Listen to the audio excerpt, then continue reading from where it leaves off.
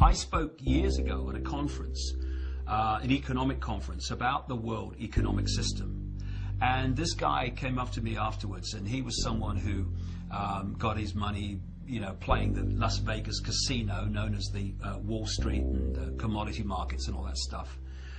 And he wasn't very convinced. Anyway, I met him 3 months, 4 months later, and he said, my goodness me, he said, I could see what you're saying. He said, what I've noticed is every time Alan Greenspan, then head of the Federal Reserve, was about to make a statement, 2 or 3 days before, the major players in the stock markets, commodity markets, etc., got into something and out of other things. And every time, the effect of Greenspan's statement has been to push up what they got into and push down what they got out of. Why? Because they wrote his statement.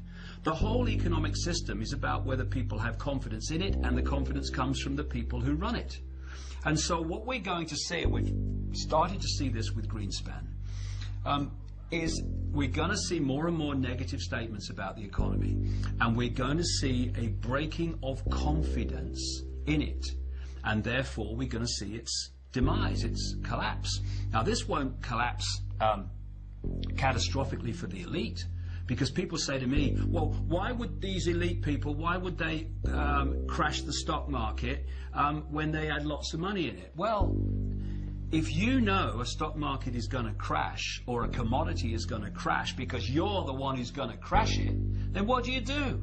You get out of it just before the crash, you let it crash, and then you buy up vastly greater amounts of that at a few cents on the dollar, and then you increase the confidence, and up it goes again, and now you own vast amounts more than you did before. There was the famous infamous story of the Rothschilds at the time of the Battle of Waterloo, when the Rothschilds put out the false rumor in the London financial district that Britain had lost the Battle of Waterloo. And of course everything crashed. And then came along the real news, the real truth, which is they'd won the Battle of Waterloo and the stock market went flying up again, except when it crashed, the Rothschilds had agents all around buying up stocks on a few cents on the dollar. And at the end of that day, the Rothschilds were vastly more wealthy and powerful than they were before. So if a stock market crashes or an economic system crashes, it's because those who move trillions of dollars around it every day have made it crash. And in a world where money is king, where money decides choice, where money decides life possibility, what greater way of creating chaos and fear than a collapse of the economy? And we're already seeing that happen.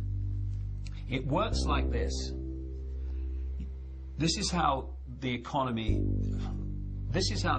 system has worked for centuries and still being applied today. It's real simple, and this is how the elite few have trawled the wealth of the world and created booms and busts at will. Stage one, they push interest rates down, start recognizing the cycle that's just coming to an end, and they put lots of money into circulation, what we call money, because it's not governments that put money into circulation. It's private banks controlled by the same pyramid, making loans to people, credit loans. That's how money's put into circulation, not by governments. So what the banking cartel does is it puts vast amounts of money into circulation by pushing interest rates down and giving loans for, on next to no collateral. What happens then is there's lots of economic activity because there's lots of money swirling around, so there's lots of units of exchange to buy goods. So what happens is people get more confident, they take out more debt themselves, because, we can have a bigger house now, darling. Gosh, the economy's doing so well. We'll have a bigger car. We'll have 2 holidays, vacations a year now, or 3 maybe, because we're doing ever so well. And what do businesses do? They get into more debt because, crikey, we've got all this demand. We've got to invest in plant and machinery and more staff and all this so we can meet demand. And then that is, in effect, the elite, economically, putting the fishing line out. And then at some point, and we're closing in on that point now, they start reeling the fishing line in. Because what they do is they start pushing interest rates up.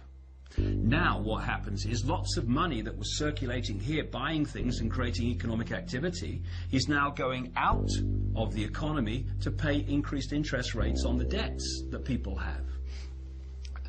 As a result of that, there's fewer things being bought and sold.